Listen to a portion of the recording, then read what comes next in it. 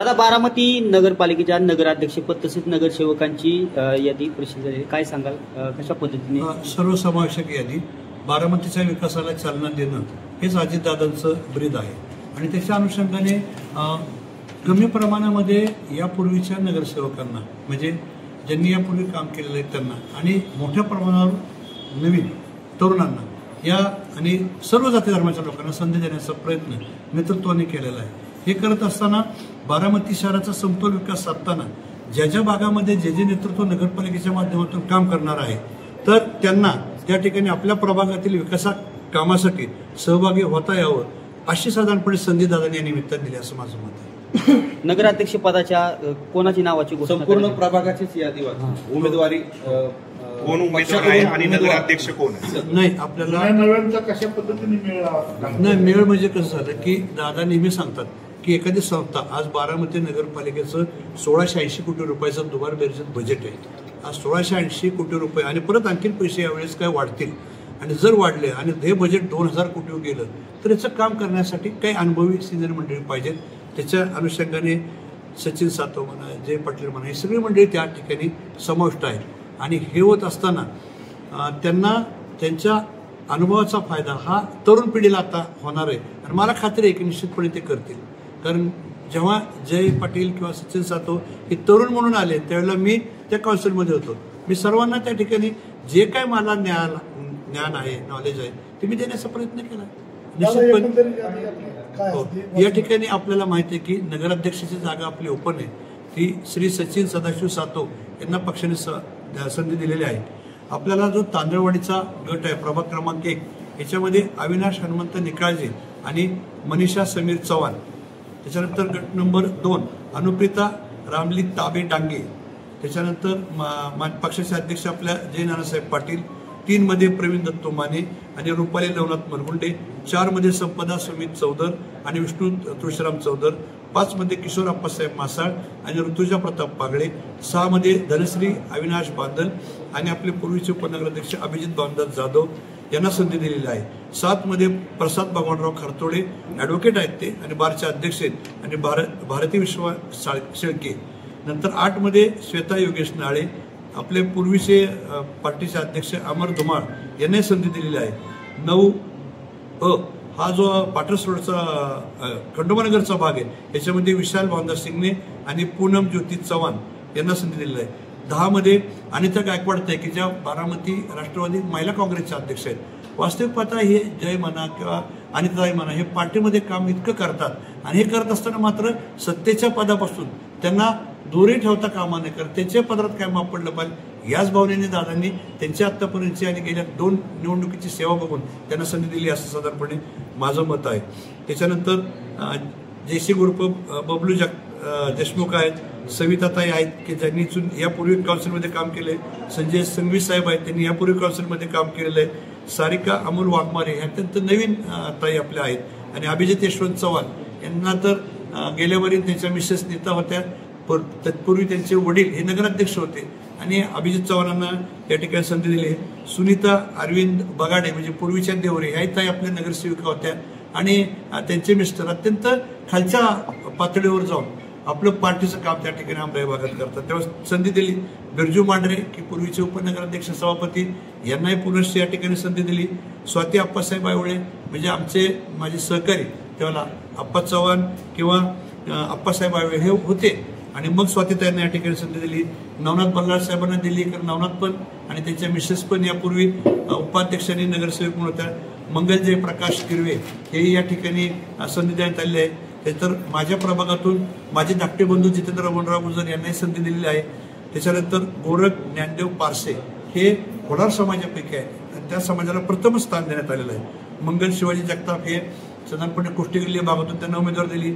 मुस्लिम समाजाचा विचार करून अल्ताफ सय्यद यांनाही या ठिकाणी संधी दिली। शर्मिलाताई शिवाजीराव जगताप यांनाही या ठिकाणी 17 ब मधून सहभागी केलंय। नगरपालिकेतून नुकतेच रिटायर झालेले राजेंद्र बापूराव सोनवणे यांना 18 अ मधून संधी दिलेली आहे। नंतर अश्विनी सूरज सातव म्हणजे पूर्वी सूरज सातव होते पण अश्विनीताई हे ॲडव्होकेट आहेत त्यांना संधी दिली। 19 मध्ये प्रतिभा विजय खरात तिच्या पूर्वी नगरसेवक होत्या, विजयराव होते ते उपनगराध्यक्ष होते त्यांच्या मिसेसला संधी दिली आणि सर्वात महत्त्वाचं म्हणजे बऱ्याच दिवसापासून पक्षापासून बाजूला गेलेले माझे सहकारी मित्र श्री सुनील दादासाहेब सस्ते यांना राष्ट्रवादी काँग्रेस पक्षामध्ये अजितदादा साहेबांनी सन्मानाने प्रवेश देऊन त्यांना उमेदवारी दिलेली आहे. निश्चितच तेही फार सिनियर आहेत आणि त्यांचा तरुण मुलांना फायदा झाल्याशिवाय राहणार नाही. 20 मध्ये आपल्याला ॲडव्होकेट प्रथमेश प्रवीण गालिंदे आहेत, अफरीन फिरोज बागवान आहे आणि दर्शना विक्रांत तांबे.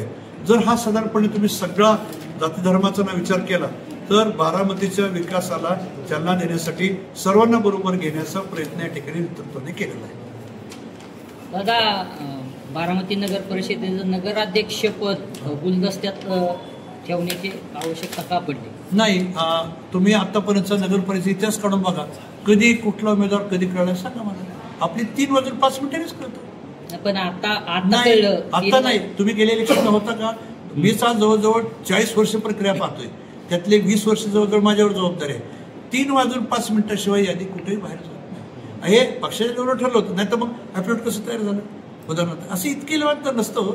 फक्त काय की त्याची सिक्रेसी ही आमच्या जबाबदारी येते की आपण शांतपणे व्यवस्थित ठेवली पाहिजे. कारण काय याच्यामध्ये की आम्ही लढायला जाताना आम्ही असं विचार करतो की नाही वाघाची शिकार करायची ना, सशाची करायची ना, तर वाघाच्या तयारीने जायचं. आपण विरोधकांना हलक्यात घेत नाही. आपण त्याच पद्धतीने सगळ्या काळजी या यादी घेतल्या इथून पुढे पण घेणार निवडणुकीत. शरद पवार गटाशी चर्चा चालू होती असंही चर्चेत होतं. नाही, अशा स्वरूपाचा कुठलाही प्रस्ताव नव्हता. कारण काय झालं की याच्यामध्ये मला काही मंडळींनी कारण युगेंद्र आणि मी आम्ही सगळेजण एकत्र सहकारी म्हणून विद्यापीठाला काम करतो, तर चर्चा होती आणि म्हटलं की बाबा असं असं झालं तर कसं काय, आणि काही मध्यस्थांनी असं बोलल्यानंतर मग त्यात आम्ही 2 मिनिटं विचार केला. दादाही म्हटले, परंतु त्यांना देण्याच्या संभाव्य जागा ह्या विचारात घेता त्या ठिकाणी पक्षाचे निष्ठावंत असणाऱ्या मंडळींना बाजूला ठेवावं लागत होतं, त्याच्यावर अन्याय होत होता. त्याच्यामुळं कुठेही आपण त्यामुळे पुढे सरकलो नाही. आता नगरपालिकेच्या निमित्तानं पुन्हा पवार विरुद्ध पवार असं सांगतो नाही. कुठे युगेंद्र पवार नेतृत्व करतायत ना, त्या युगेंद्र विधानसभेपासून करतायत. नाही, पण आता नगरपालिकेच्या निवडणुकीमध्ये आज दादा त्यांनी पत्रकार परिषद घेऊन सर्व पक्ष त्यांनी आघाडी करून त्यांचं लढणार अशी उमेदवारी घोषित. काही हरकत नाही ना. त्याच्यामध्ये काय माहिती आहे का की 2 राष्ट्रवादी काँग्रेसने अजितदादांनी परवाच्या मेळाव्यात बघितलं असेल की एक साथ आणि साहेबांप्रती आदर व्यक्त केलेला आहे. आणि अजितदादांचा मला माहिती आहे, मी पण अजितदादांच्या बरोबर 40 वर्षे कायम दादांनी साहेबांचा आदर ठेवला आणि इथून पुढे ठेवणार आहेत. आणि ही साथ ह्याच कारणाकरता होती. आमची आजही प्रामाणिक इच्छा आहे माझ्यासारख्या प्रामाणिक कार्यकर्त्याची की सगळी पवार फॅमिली एकत्र झाली पाहिजे. एकंदरीत दादा त्यांनी असं सांगितलं प्रेसमध्ये की अजित पवारांनी विरोध संपवलेला आहे, विरोधक बी त्यांना उमेदवारी दिलेली आहे, त्यांना विरोधक नाही पाहिजे बारामध्ये. विरोधक पाहिजे, विरोधक नाही पाहिजे. नाही असं काय तुम्ही म्हणता का म्हणे. वास्तविक पाहता त्यांनी पत्रकार परिषदेमध्ये सांगू द्या ना कसे त्यांच्या दृष्टिकोनातून काय आहे. परंतु अजितदादांनी किंवा पवार साहेबांनी कायमच बेरीज राजकारण केलं. जे अजितदादांच्या विरोधात उमेदवार होते ते पुढचे प्रचार प्रमुख होते. हा आजचा इतिहास नाही साहेब. आणि आज अजितदादा करतात असं समजू नका, कारण आम्ही नेहमीच बेरीज राजकारण केलं आणि याच्यामध्ये आपल्या माणसावर अन्याय झाला वेळप्रसंगी, तरीही त्याच्यामध्ये दादांचं राजकारण आम्ही महत्वाचं मानलेलं आहे. दादा, मुस्लिम समाजाचं 1 सीट वाढलं असतं. 18,000 इथं मतदार असताना नेहमीप्रमाणे 2 सीटावर मुस्लिम समाजाला स्थान दिलं जातं. आपण जर जाती ओबीसी मध्ये नाही सांगतो ना, मुस्लिम समाजातनं इच्छुकांची जी मागणी होती आणि उपलब्ध ज्या एरियामध्ये आपल्या जागा आहेत त्याचा जर विचार केला तर तुम्हीच मला सांगा की 3री जागा कुठे बसू शकते. सगळ्याच जागा मुस्लिमच्या ओबीसी मध्ये येत नाहीत. तुम्ही सांगा ना, आज होलार समाज आज 450चा आहे, परंतु त्यांना प्रतिनिधी दिलं गेलं किती 1.25 लाखामध्ये. पण तो समाजाचे कार्यकर्ते करतात ना पक्षासाठी काम. आणि मुस्लिम समाजाच्या मध्ये कुठेही भेदभाव अजितदादांनी यापूर्वी कधी केला नाही. विकास कामामध्ये 5.5 कोटी रुपयाचा आपला शादीखाना बांधलाय. आता 2 आपल्या नवीन दफनभूमी होत्यात. म्हणजे विकासाला दादा कधी कुठल्या जातीय समीकरण लावत नाही. भेदभावचा नाही, जागा तो वाढण्याचा लोकसंख्येच्या दृष्टीने. लोकसंख्ये दृष्टिकोन आपण बघितलं की जर रेशो हे बघितला आणि जर आपल्याला समाविष्ट करून घ्यायचे तर मला असं वाटत नाही की त्याच्यामध्ये कुणावर कुठला अन्याय झाला.